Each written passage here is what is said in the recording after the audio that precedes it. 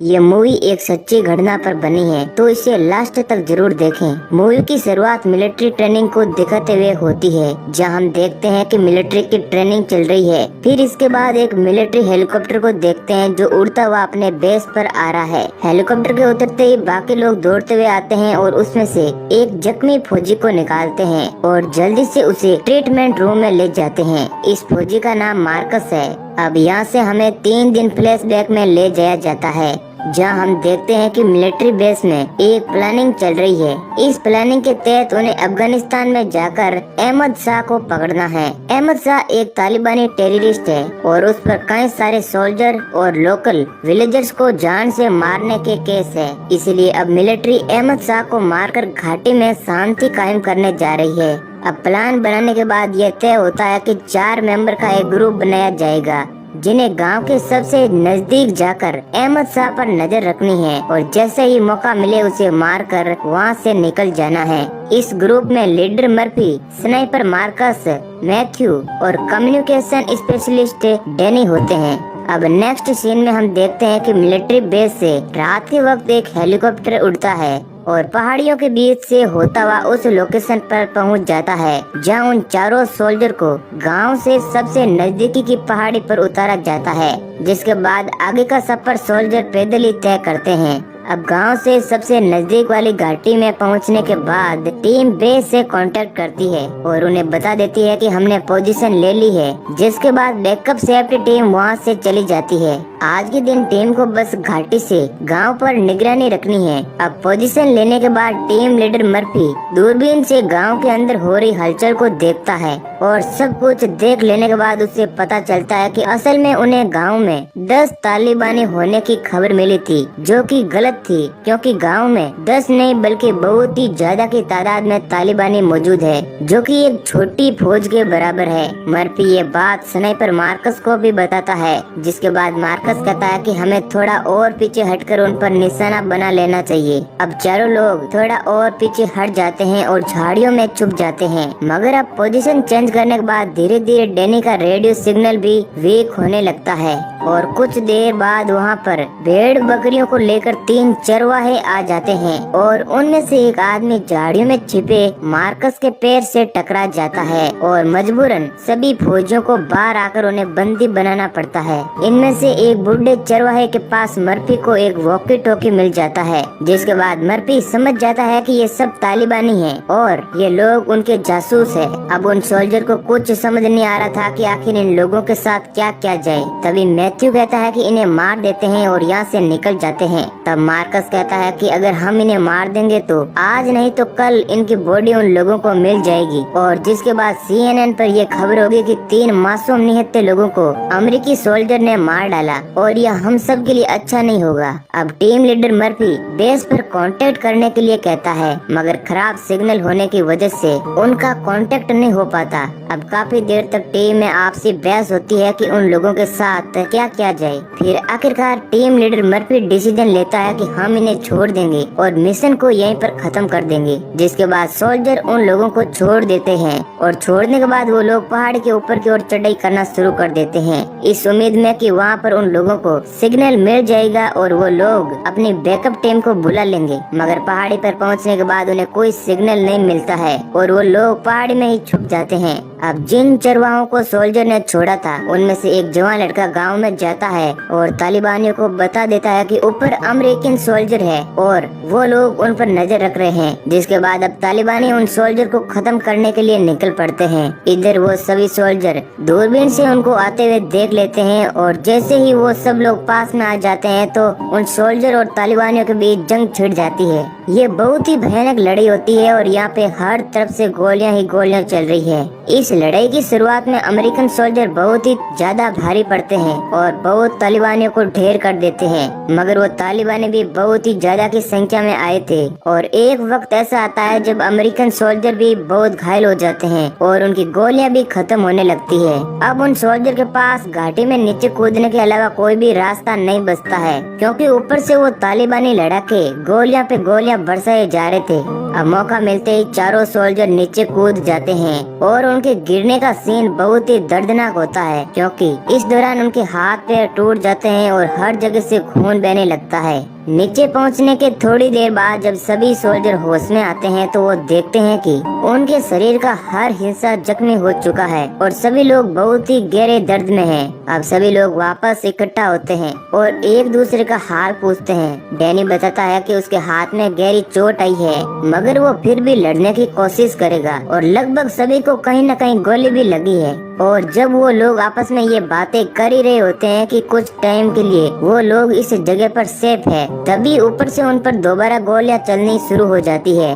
Soldier को समझ नहीं आता है कि इतनी जल्दी वो सब यहाँ पर कैसे पहुँच गए। अब सभी सोल्जर वापस घाटी में नीचे की ओर भागते हैं, मगर इस बार डैनी को पीछे से गोली लग जाती है और मर्फी को भी पेट में गोली लग जाती है। अब नीचे उतरने के दौरान सब लोग कूद जाते हैं, मगर डैनी को गोली लगने के कारण वह नहीं कूद पाता है और ऊपर ही रह जाता है, जिसके बाद तालिबानी उसे मार देते हैं। अब तीनों सोल्जर नीचे पहुँचने के बाद महसूस करते हैं कि चारों तरफ से वो लोग तालिबानी लड़ाकों से घिर चुके हैं। जिसके बाद मर्फी मार्कस से कहता है कि हमारे पास अब कोई भी रास्ता नहीं बचा है, मैं नजदीक वाली पहाड़ी की चोटी पर जाऊंगा और बेस से कांटेक्ट करने की कोशिश करूंगा। लेकिन मार्कस उसे मना कर देता है क्योंकि ऊपर जाते वक्त तालिबानी उसे मार देंगे। लेकिन मर्फी नहीं मानता है और वो जानता है कि ये एक सुसाइड मिशन है। फिर भी वो अपनी बची हुई गोलियां मार्कस को दे देता है, जो कि बहुत ही इमोशनल मोमेंट होता है क्योंकि इसके बाद वो कभी वापस अपने दोस्तों से नहीं मिल पाएगा।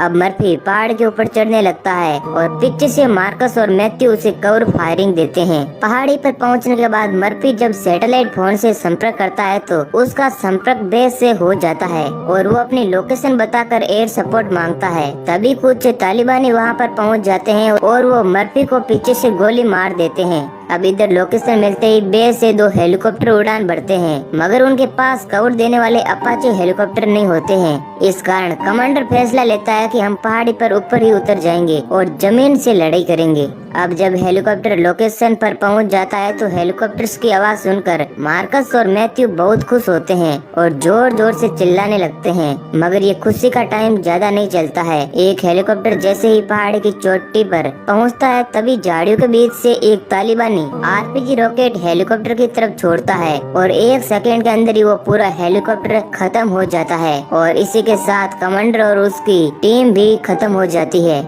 ये देख मार्कस और मैथ्यू अपनी बची हुई उम्मीद भी खो देते हैं। अब मैथ्यू बिना किसी होशो हवास के आसमान की ओर देखता है और खुले में आ जाता है। तभी कुछ तालिबानी आकर उससे भी गोली मार देते हैं और इस तरह मैथ्यू भी मारा जाता है।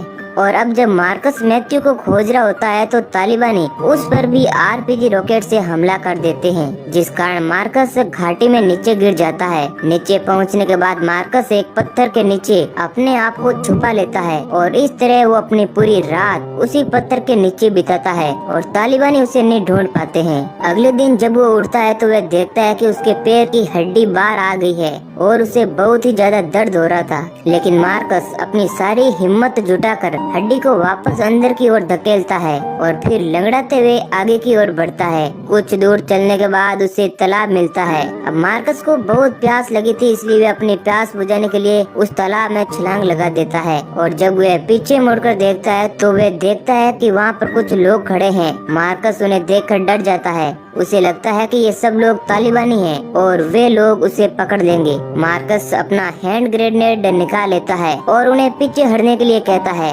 मगर इस ग्रुप में एक आदमी होता है जिसका नाम मोहम्मद गुलाम था। वो पीछे नहीं हटता है। वो अपने बेटे और कुछ साथियों के साथ घाटी में गश्त लगा रहा होता है। गुलाम मार्कस की ओर बढ़ता है और उसे अपना हाथ देता है ताकि वो उसे पानी से निकाल सकें। मार्कस को कुछ समझ नहीं आता कि ये लोग कौन हैं और उसकी मदद क्यों कर रहे हैं। मार्कस बार बार उनसे पूछता है कि तुम लोग मेरी मदद क्यों कर रहे हो, लेकिन वे लोग कोई जवाब नहीं देते हैं। असल में वे लोग तालिबानी नहीं बल्कि पश्तूनी लोग होते हैं, इसलिए वो लोग मार्कस की भाषा को समझ नहीं पा रहे थे। गुलाम मार्कस को अपने घर ले जाता है जहाँ गांव के बुजुर्ग लोग गुलाम पर गुस्सा करते हैं क्योंकि इस कारण गांव को खतरा है, मगर गुलाम उनकी बात को नहीं मानता है और वो मार्कस की मदद करता है। गुलाम मार्कस से कहता है कि तुम मुझे अपने फौजी अड्डे की लोकेशन बता दो, मैं वहाँ पर तुम्हारा संदेश पहुँचा दूंगा। जिसके बाद मार्कस एक मैप पर अपनी लोकेशन मार्क कर देता है और उसे बता देता है कि उसे कहाँ जाना है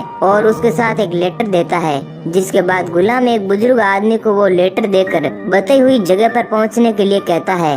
अब मार्कस और गुलाम बात कर ही रहे होते हैं कि वहाँ पर 4 तालिबानी मार्कस का पीछा करते हुए वहाँ पर पहुँच जाते हैं और मार्कस को घर से बाहर निकालकर घसीटते हुए लाते हैं। इधर गुलाम उन लोगों को रोकने की कोशिश करता है तो उनमें से एक तालिबानी उसे थप्पड़ मारता है और कहता है कि साइड में हो जा, नहीं तो तुम्हें भी मार देंगे। अब जैसे ही वो तालिबानी मार्कस का सिर काटने वाले होते हैं कि गुलाम हवा में बंदूक से फायरिंग करता है, जिसके बाद वो तालिबानी रुक जाते हैं और वो देखते हैं कि सभी पश्तूनी लोगों ने अपनी बंदूकें निकाल ली है और गुलाम कहता है कि मार्कस हमारा मेहमान है और तुम सभी लोग पीछे हट जाओ, नहीं तो हम तुम्हें जान से मार देंगे। जिसके बाद डर के कारण तालिबानी पीछे हट जाते हैं और वहाँ से जाने लगते हैं, मगर जाते हुए वे लोग कहते हैं कि हम जल्दी वापस आएंगे और तुम सब लोगों को खत्म कर देंगे।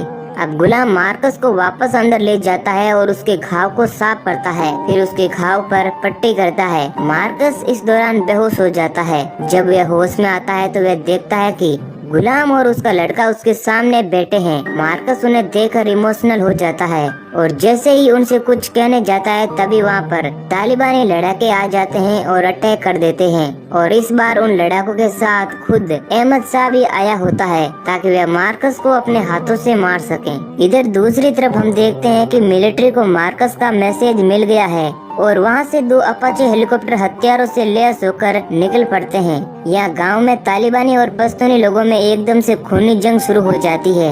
इधर अहमद शाह सबको मारता हुआ मार्कस वाले कमरे में आ जाता है और मार्कस को देखते हुए उस पर अटैक कर देता है। अब मार्कस घायल था और वह बेड पर लेटा हुआ था और उसके पास कोई हथियार भी नहीं था, इसलिए वह बहुत ही कमजोर होता है। मगर तभी वह गुलाम का बेटा रेंगता हुआ उसके पास आता है और मार्कस को एक चाकू दे देता है, जिसके बाद घायल मार्कस अहमद शाह पर भारी पड़ने लग जाता है। और एक वक्त ऐसा आता है जब मार्कस अहमद शाह को जमीन पर गिरा देता है और उसे चाकू से मार डालता है और अहमद शाह मारा जाता है। दूसरी तरफ मिलिट्री हेलीकॉप्टर्स भी गांव में आ जाते हैं और आसमान से तालिबानी लड़ाकों पर गोलियां बरसाना शुरू कर देते हैं और कुछ ही मिनटों की लड़ाई में सारे तालिबानी ढेर हो जाते हैं। हेलीकॉप्टर से कुछ फौजी उतरते हैं और मार्कस को खोजकर वापस उसे हेलीकॉप्टर में लाते हैं। अब मार्कस जाते वक्त उस गुलाम को कई बार शुक्रिया करता है और उसके बेटे का सर चूमकर वहाँ से हेलीकॉप्टर में बैठ जाता है और यहीं पर हमारी मूवी समाप्त हो जाती है।